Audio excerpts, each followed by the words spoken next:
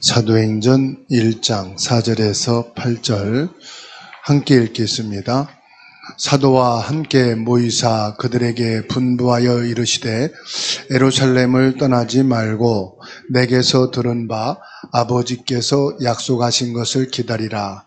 요한은 물로 세례를 베풀었으나 너희는 몇 날이 못되어 성령으로 세례를 받으리라 하셨느니라.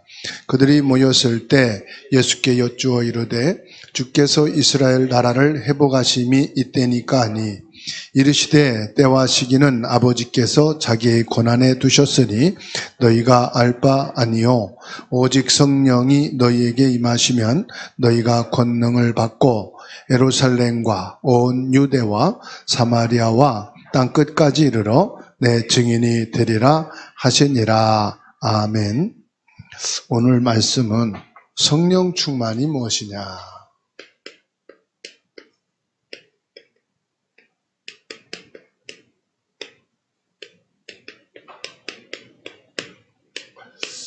사도행전 1장 4절에서 8절까지 말씀입니다. 성부, 성자, 성령께서 하신 일이 뭐냐? 베드로전서 1장 9절입니다. 영혼 구원이죠. 성부 하나님이 창조주시로 성자 예수님이 십자가를 통해서 구원을 완성하시고 구원받은 자에게 성령이 내주하셔서 함께 하시는데 이 삼위일체에 하신 주 일이 구원입니다. 구원받았다 이 말이 무슨 말이냐? 성령이 내주하셨다 이 말이에요. 나는 구원받은 사람이다. 이 말은 성령이 내 안에 거하신다 이 말이에요. 내가 신앙생활 한다는 말은 무슨 말입니까?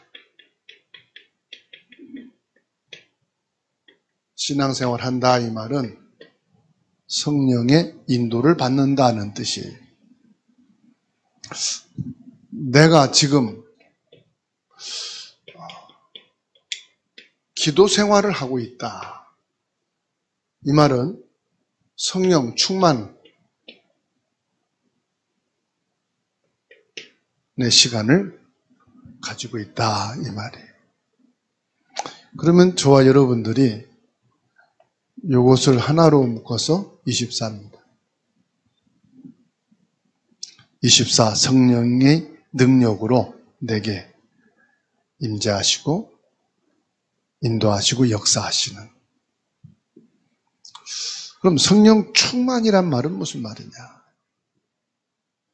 살아계신 하나님께서 지금 나와 함께 계시면서 성령으로 인도하시고 역사하고 있다 이 말이에요. 그래서 믿음의 사람이 기도하면 반드시 응답이 옵니다. 무응답이 오든 응답이 오든 하나님 계획이 깨달아지든 응답이 오게 돼 있어요. 분명히 구원받은 내가 맞다면 성령께서 나를 세밀하게 인도해 가시는 중에 기쁨과 평안과 확신이 오게 됩니다.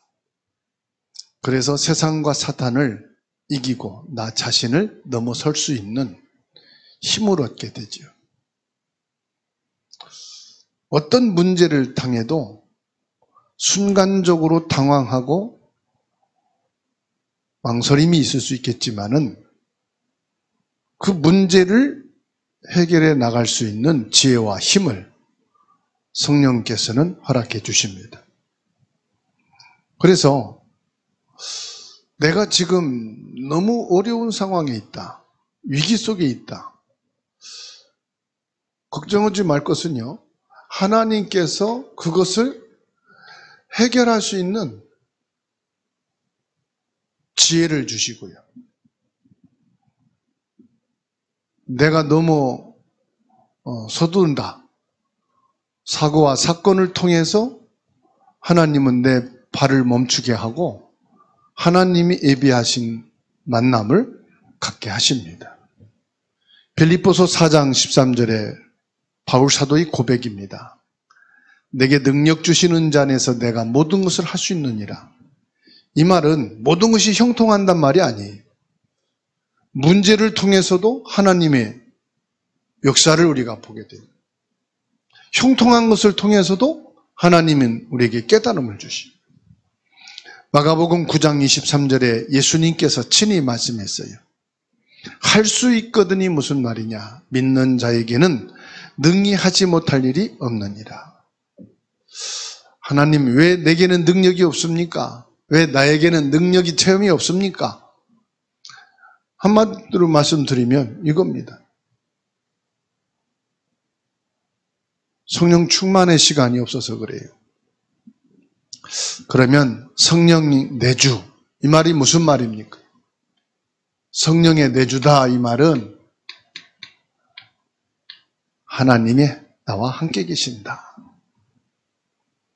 이게요, 내가 구원받은 사람이라는 증거예요. 구원받지 못한 자는 하나님이 함께 할 수가 없어요. 요한복음 14장 6절에 말씀합니다.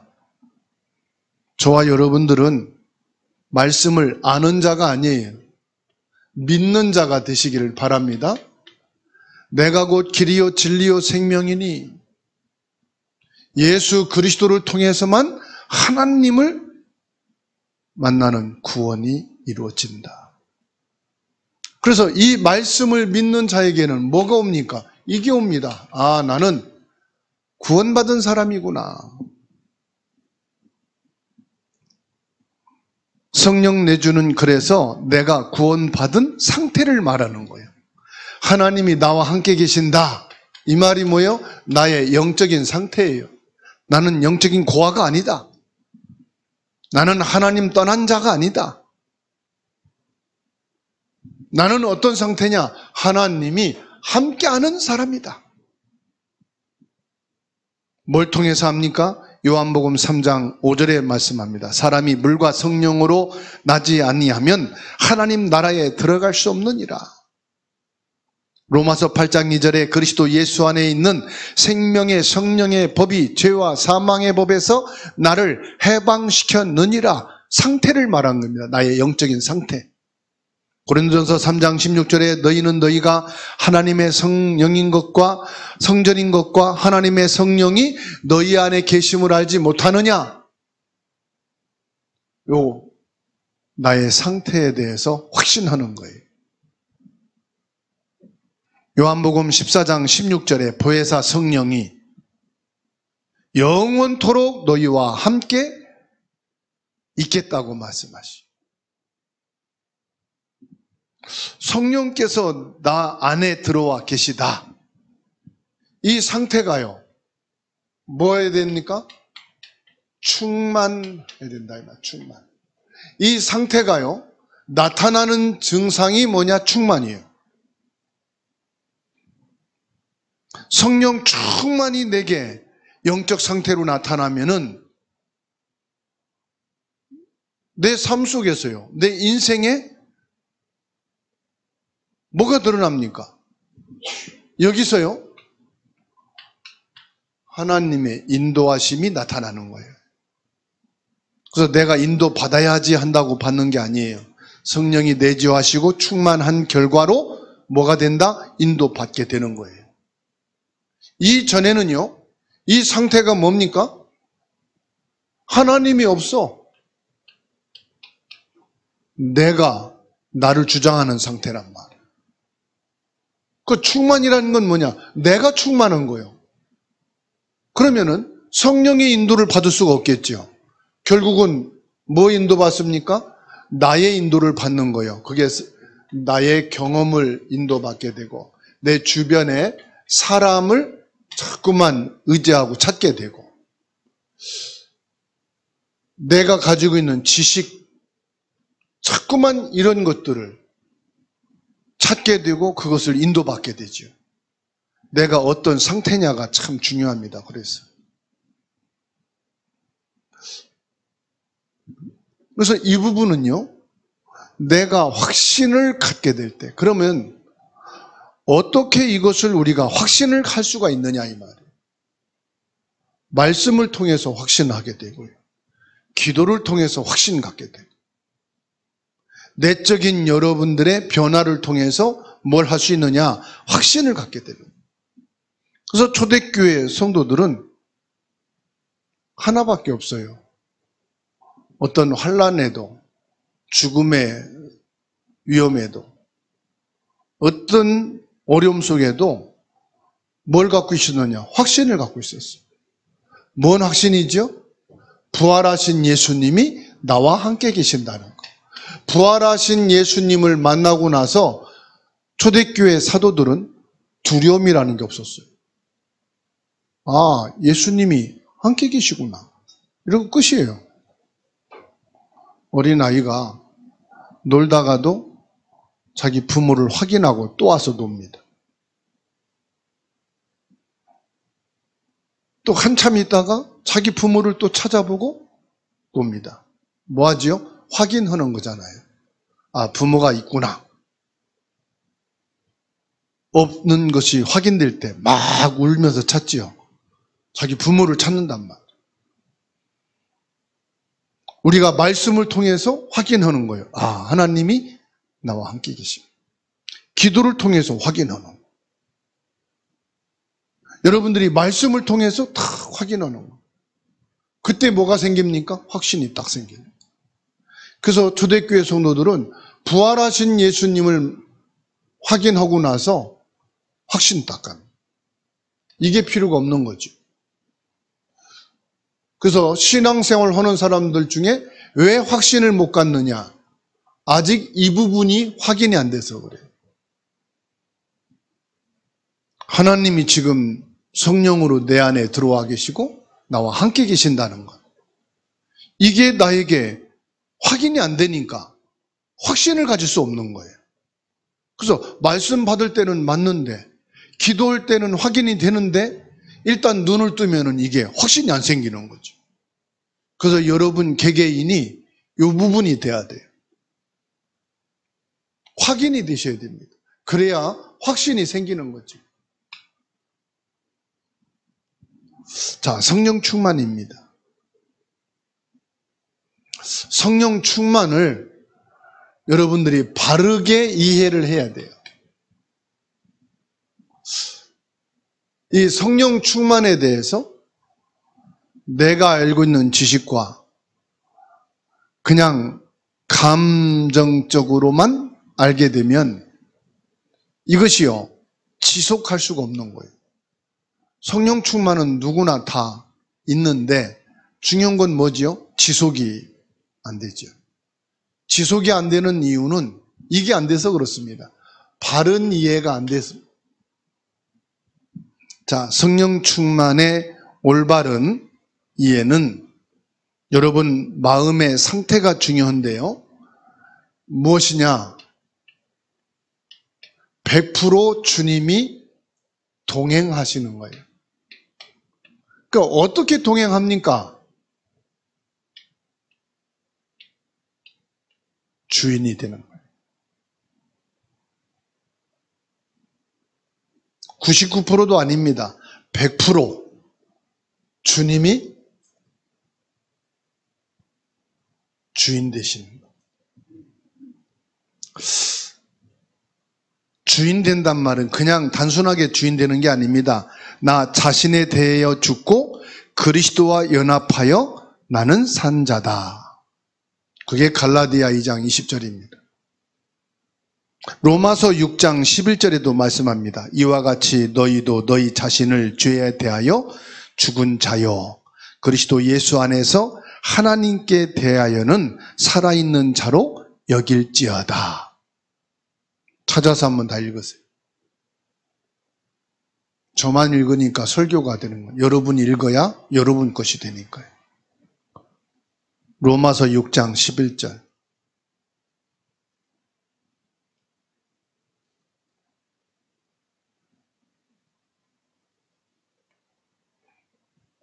서셨으면 읽겠습니다. 시작. 이와 같이 너희도 너희 자신을 죄에 대하여는 죽은 자요 그리스도 예수 안에서 하나님께 대하여는 살아있는 자로다. 자, 여러분은 죽은 자요 살아있는 자요? 살아있다 이 말은 아직도 죄 가운데 있는 자다 이 말이에요. 하나님을 떠나 있는 그 죄 가운데 있는 자요. 나는 살아가지고요 나의 죄성이 살았다는 거예요. 창세기 3장을 통해서 사탄이 아담에게 죄성을 집어넣었잖아요. 죄의 영을 집어넣었잖아요. 그때부터 모든 인간은 죄의 영적인 상태로 태어났어요. 살아왔어요. 예수 그리스도를 주인으로 내가 믿는다는 것은 죄에 대하여 나는 죽은 자요. 예수 그리스도로 말미암아 하나님께로 살아있는 자는 뭐냐? 주인 된 거예요. 그래서 100%란 말은 무슨 말입니까? 100% 나는 죽어야 되는 죄인이다. 나라는 것이 살아있다는 것은 아직도 나의 죄성이 살아있는 거예요. 죄의 상태 속에 빠져 있는 거예요. 그러면 나 자신의 능력이 얼마나 보잘것없는가를 아셔. 내 육신의 능력이 얼마나 무능한가를 아셔야 돼요. 이게 어디서 나온 거예요? 나의 능력과 나의 성품은 죄에서 나온 거다 이 말이에요. 그래서 칼빈은 전적 부패다고 말했어요. 루터는 뭐라고 말했느냐? 완전히 죄에 대해서는 나는 죽은 자다 그랬어요. 그 죽은 자가 어떻게 주인이 됩니까?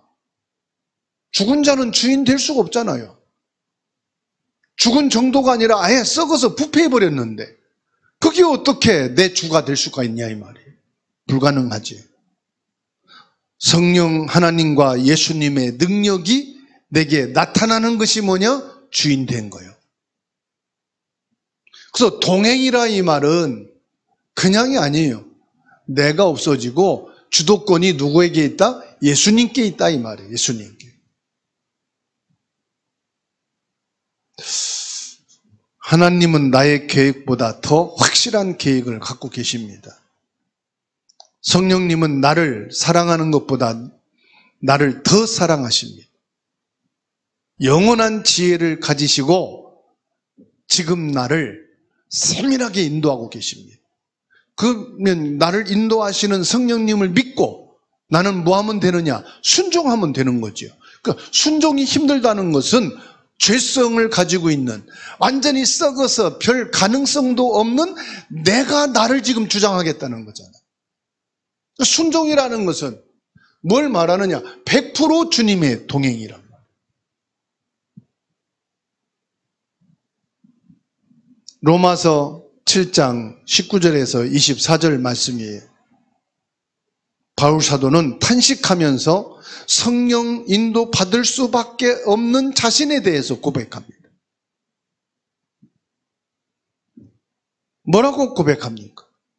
나는 만삭되지 못하고 나는 내가 선을 행하기를 원하지만은 내 속에서는 뭐만 나온다? 악한 것만 나온다. 악한 게 뭡니까? 나쁘다는 게 아니에요. 하나님과 반대되는 거. 자꾸만 썩어진 죄의 본질이 나온다 이 말이에요. 아무 능력도 없는 내 것이 자꾸만 나와서 나로 하여금 뭐하지 못하게 한다? 성령의 인도를 방해한다. 예수님이 주인 되어진 것을 자꾸 가로막는다. 그래서 내가 원하지 않는 것을 자꾸 나는 하게 된다. 그래서 내 속에는 뭐밖에 없다? 죄밖에 없다.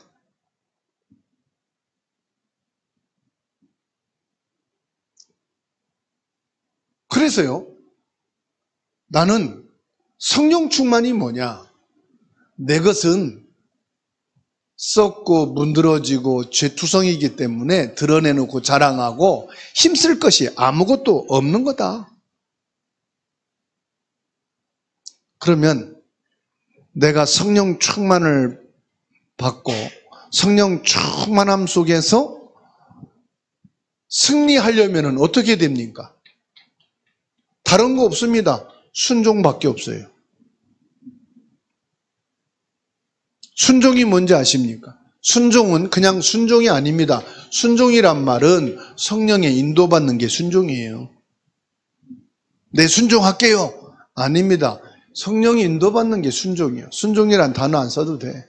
성령 인도 자체가 순종이거든. 그래서 갈라디아 5장 16절, 17절 같이 읽겠습니다. 고린도 전후서 다음에 갈라디아입니다. 갈라디아서 5장 16절, 17절 같이 읽겠습니다. 내가 이르노니 너희는 성령을 따라 행하라. 그리하면 육체의 욕심을 이루지 아니하리라. 육체의 소욕은 성령을 거스리고 성령은 육체를 거스리나니 이 둘이 서로 대적하므로 너희가 원하는 것을 하지 못하게 하려 함이니라. 자, 육체의 소욕을 버리고 육체의 소욕을 따르지 않으려면 뭐 하면 되겠어요? 그러면 성령 인도 받으면 되는 거예요. 성령께 순종하면 되는 거예요. 육체의 소욕을 이기려면 어떻게 하면 되느냐? 예수님이 주인 되시면 되는 거예요. 주인 되실 때 뭐냐? 내 의견, 내 육체의 것은 다 썩어진 것이고 생명이 아니다. 내 육체에 속한 것은 진리가 아니다. 자존심도 진리가 아니잖아요. 내 감정도 생명이 아니잖아요. 내 깨달음과 내 판단도 이게 진리가 아니잖아요. 진리는 뭐밖에 없어요? 성령밖에 없거든. 진리는 영원한 생명이신 예수 그리스도밖에 없거든. 우리가 주장할 것은 복음밖에 없다. 복음 외에는 주장할 것이 없다. 내 자존심 상해도, 내 감정이 상해도 그건 내 감정이고 자존심뿐이고 이것은 성령이 아니고 이건 복음이 아니다. 그렇죠? 그래서 그때 뭘 생각하면 되느냐? 성령 충만. 복음을 주장해야지. 그걸 주장할 필요가 없다. 복음이 진짜지. 내 것은 진짜가 아니다. 그리 버리면 끝납니다. 그 초대교회 성도들은 성령 충만을 받고요. 방향이 완전히 바뀌었어요. 방향이 뭐냐? 나의 방향에서 하나님의 방향으로. 육신의 방향에서 성령께서 원하시는 방향으로. 그리고 나 중심에서 하나님의 중심으로 방향이 완전히 바뀌었어요. 그게 뭐냐? 이제 주인에게 방향을 맞춘 거예요. 그 내게서 방향을 빨리 유턴해서 하나님께 방향 맞추는 거예요. 예수님의 부활을 본 후 제자들의 방향은 완전히 바뀌었습니다. 부활하신 예수님을 보기 전에는 바울과 사도들은 전부 다 자기가 보고 자기가 듣고 자기가 깨달은 중심으로 갔어요. 부활하신 예수님을 본 이후에는 다 무너졌어요. 오직 한 방향, 예수님. 부활하신 예수님을 본 뒤에 방향이 완전히 어디로 바뀌느냐? 이쪽으로. 예수 그리스도. 그래서 100% 주님과 동행하는. 그러면 저와 여러분들은 지금 부활의 주님이 나와 함께 계시단 말이에요. 내 방향을 어디로요? 주 예수님께 바뀌어요. 100% 뭐냐? 나는 주님과 동행하는 것이다. 이게 성령 인도요? 말씀에 순종하는 겁니다. 성령 충만은 뭐냐? 하나님의 모든 것을 알게 된다 그랬어요. 하나님의 모든 것을 알게 된다. 사도행전 13장 1절로 3절에 왜 사도 바울이 금식 기도했을까요? 성령 인도 속에 모든 것이 다 있기 때문에. 간단합니다. 하나님의 모든 것을 내가 알고 가는 게 아닙니다. 성령 인도를 받게 되면 하나님이 모든 것을 동원해서 하나님의 인도 속에 있게 만드신다.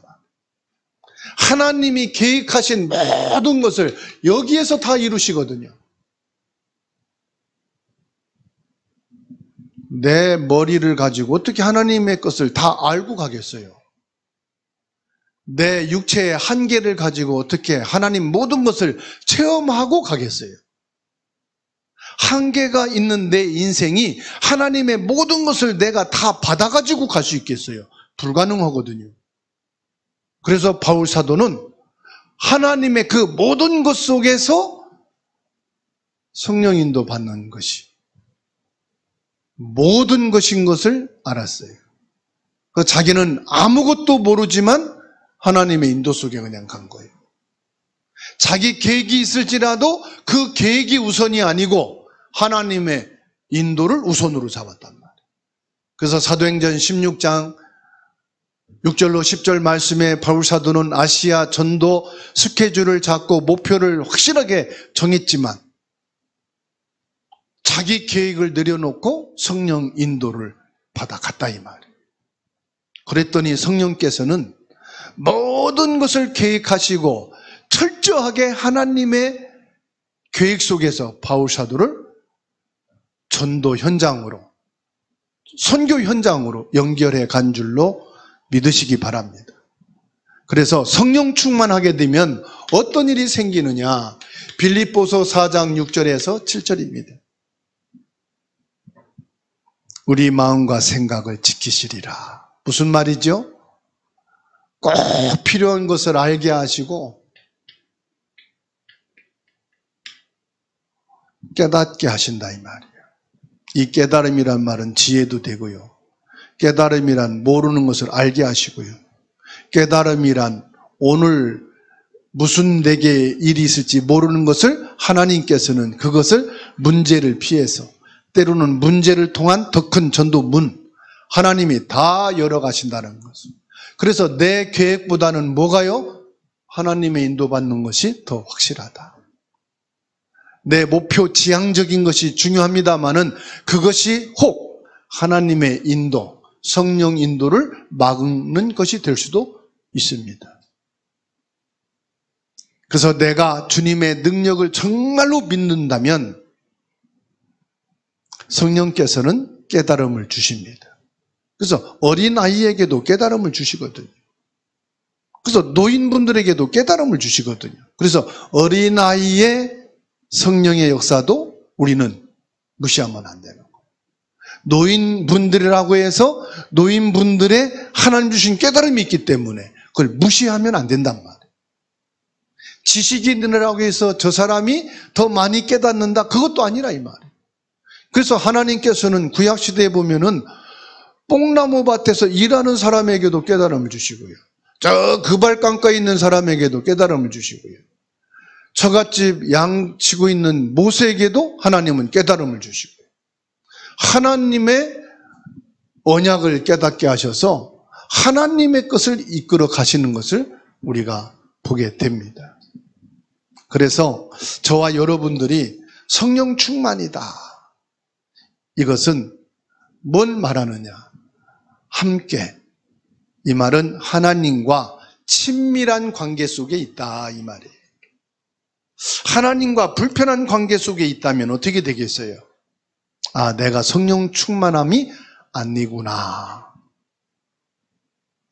성령 충만하게 되면 내 내적인 변화가 일어나죠. 내 마음과 생각의 변화를 이루고 거룩하고 의로운 삶을 살아갈 수 있도록 성령께서는 자꾸만 내 생각과 마음에 때로는 부담을 주기도 하고 내 마음에 불편함을 주기도 합니다. 그리고 성령 충만은 내게 능력이 되기도 합니다. 그래서 성령께서는 나에게 죄와 싸워 이길 수 있는 힘을 주시고요. 또 하나님을 섬길 수 있는 예배와 기도할 수 있는 능력을 부어주시기도 하십니다. 때로는 사람에게 은사를 베푸시기도 하셔요.